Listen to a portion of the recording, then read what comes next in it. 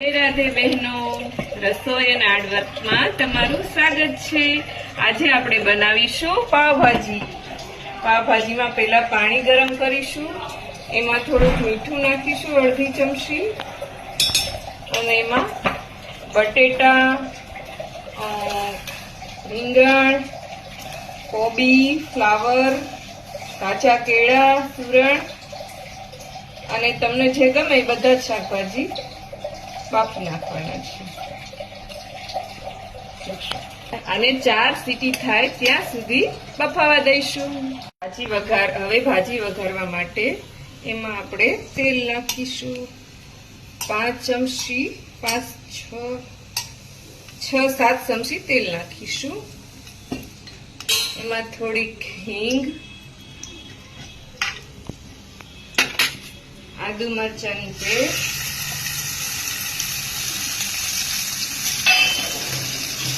એને બરાબર સાતળીશું।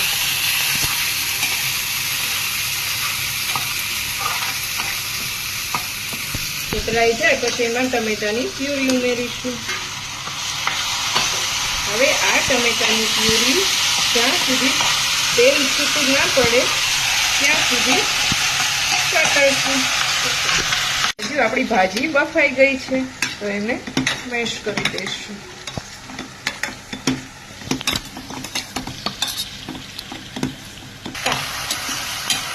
ચડી ગયા છે, હવે એમાં આપણે નાખીશું અડધી ચમચી હળદર, અડધી ચમચી ધનિયા જીરું અને તમારા ટેસ્ટ મુજબ મીઠું, વધારે ઓછું તમે કરી શકો છો। એમાં ખૂબ સારી રીતે ચડવા દઈશું મસાલાને।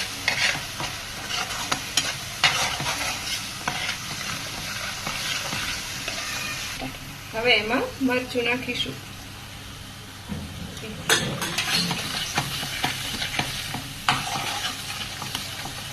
અને હવે મરચું મિક્સ થઈ ગયું છે બધું। હવે એમાં આપણે ભાજી ઉમેરીશું।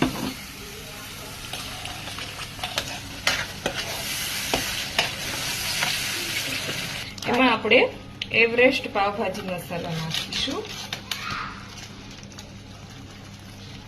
મિનિમમ અડધી ચમચી જેટલો નાખીશું, અને એને સારી રીતે હલાવીશું।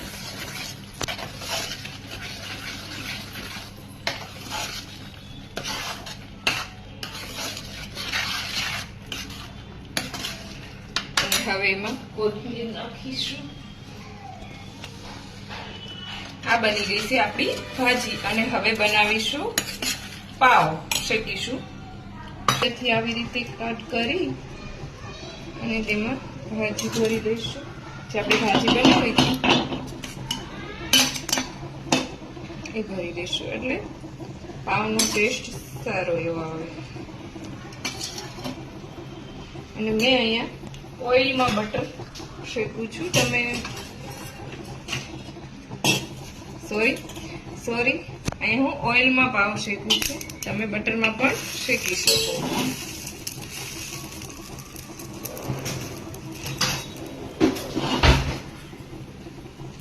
એમાં એવું છે કે મારા બાબાને બટર વાળા પાવ નથી ભાવતા, એટલે હું ઓઇલમાં બનાવું છું। તમે ઓઇલમાં પણ બનાવી શકો અને બટરમાં પણ બનાવી શકો। સરસ રીતે દબાવીને આવી રીતે શેકી નાખવાના। પાવ શેકાઈ ગયા છે, એમાં થોડી કોથમીર નાખી અને સજાવી દઈએ। શેકાઈ ગયા છે આપણા પાવ। આપણી સરસ મજાની ભાજી બની ગઈ છે। એમાં મેં સલાડ, ભાજી, પાપડ અને લીંબુ। દોસ્તો આપણી પાવભાજી બની ગઈ છે। કેવી બની એ કમેન્ટમાં જરૂરથી કહેજો।